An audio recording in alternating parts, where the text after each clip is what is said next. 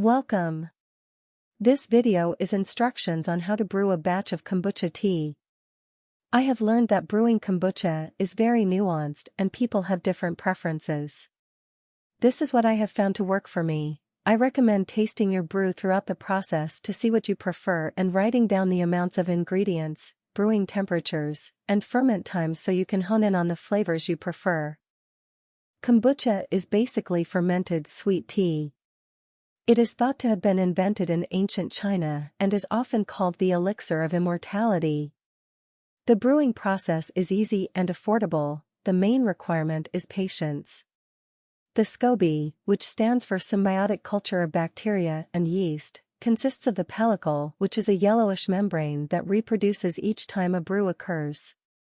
The starter liquid, which is kombucha liquid that left with the SCOBY, consists of the active yeast and bacteria. You need at least 1/3 cup of starter liquid to begin brewing kombucha.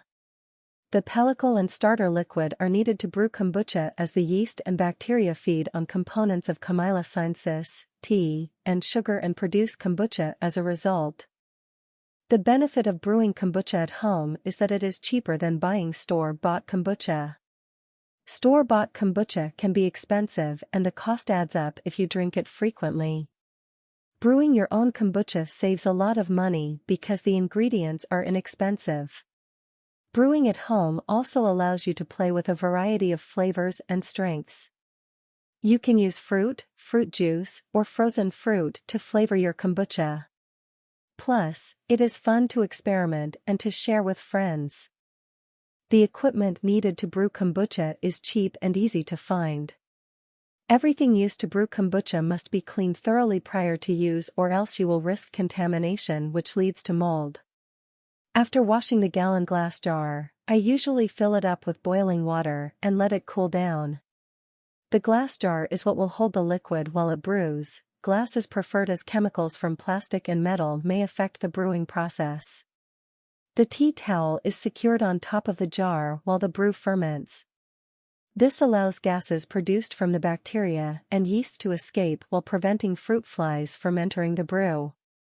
Avoid cheesecloth as it is not woven tightly enough to prevent fruit flies. A thermometer is needed to check the temperature of the liquid throughout the brew to make sure the optimal temperature is met. If a brew is too cold, the bacteria and yeast could go dormant, preventing fermentation. If a brew is too hot, it could kill the bacteria and yeast that produces kombucha. The ingredients used to brew kombucha are relatively cheap. Tea, sugar, and water can be purchased at a grocery store. One might need to purchase SCOBY online. There are plenty of reputable dealers online and even through Amazon. The cost of a SCOBY is usually between $10 to $20 and includes the pellicle and starter liquid. Avoid sellers who freeze or powder their SCOBY as these are usually not successful when brewing kombucha. The quality of water is essential in brewing kombucha.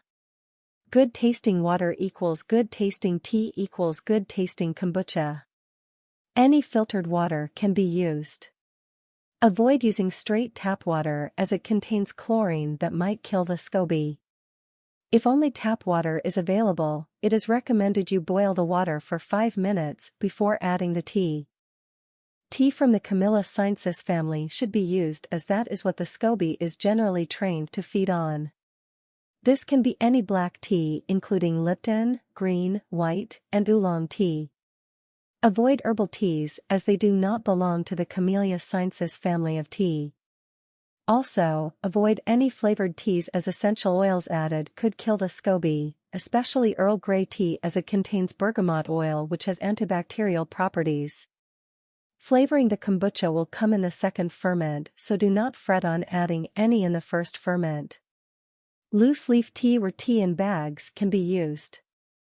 Just like the tea, using plain white sugar in the first ferment will greatly increase the chance for success. Pasteurized honey and maple syrup can be used, but avoid raw honey as it can introduce harmful bacteria to the brew. Also avoid agave, powdered sugar and sugar substitutes as the SCOBY is not trained to feed on these and could kill it or encourage mold growth. Here is a basic recipe for the first ferment of kombucha. All you need is 1 gallon of water, 2 tablespoons of tea, and 1 cup of sugar. The amounts are approximate and experimentation in amounts is encouraged to fit a person's preferred taste. If the kombucha tastes too sweet, decrease the sugar next time, or if you feel it is not sweet enough, increase in 1/4 cup increments. You can also change the amount of tea that is used. More tea equals a stronger tasting brew, whereas less tea equals a lighter tasting brew. Bring water to a boil and remove from heat. Add tea and steep for 8 to 10 minutes. Add sugar and stir. Allow tea to cool until it is between 70 to 82 degrees Fahrenheit. When tea is cooled, add the SCOBY and tea to the gallon glass jar. Cover top with tea towel and a secure with rubber band. Place in dark area where temps stay between 70 to 80 degrees Fahrenheit. You may need to use a heating pad to achieve this temperature.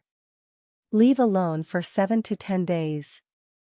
Mold is a kombucha brewer's enemy, it can ruin your brew.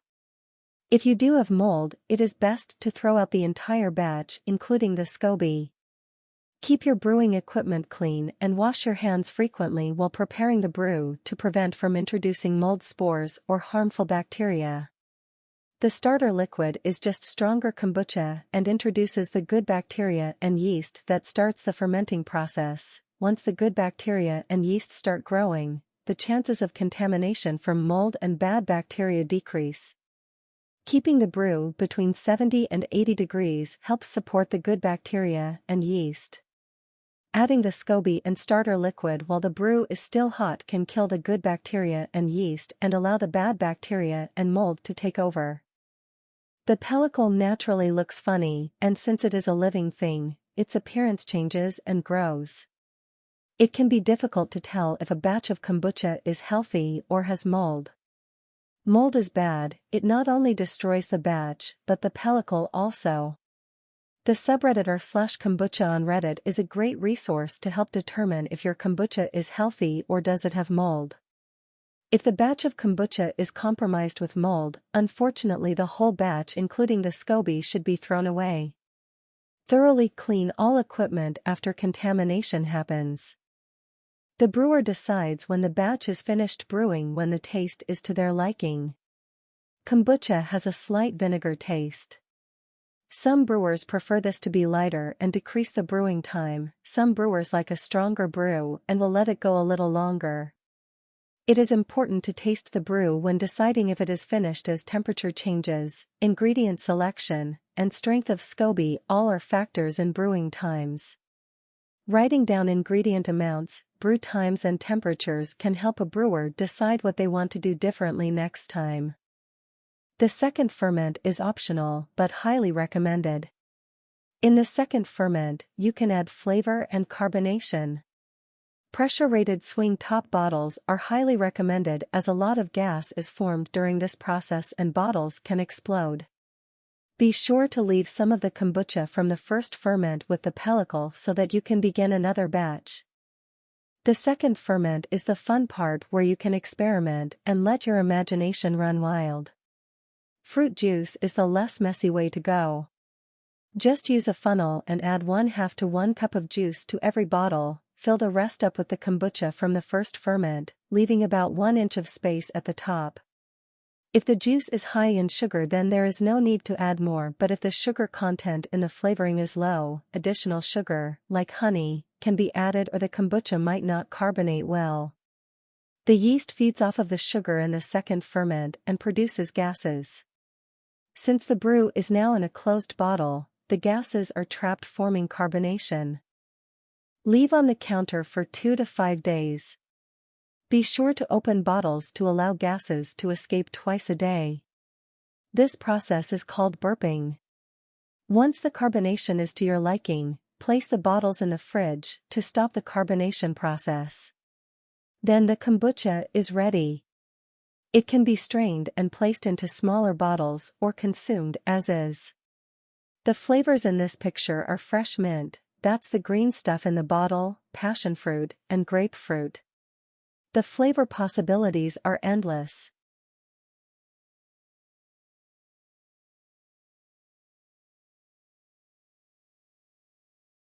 During the second ferment, burping the bottles is recommended. Burping is the process where you allow some of the air pressure that the ferment produces to escape. This allows you to see how carbonated the kombucha is and when it is finished, and prevents the bottle from exploding or the contents spilling out when you first open it. If this is your first time, I recommend burping your bottle in the sink or outside. Here is a video demonstrating how to burp the bottle. There are a lot of numbers and ranges in the brewing process. Here is an overview of those important numbers. Following this guide will help ensure your brew is a success. Remember to write down your numbers for every brew so you can replicate or make changes to your next brew.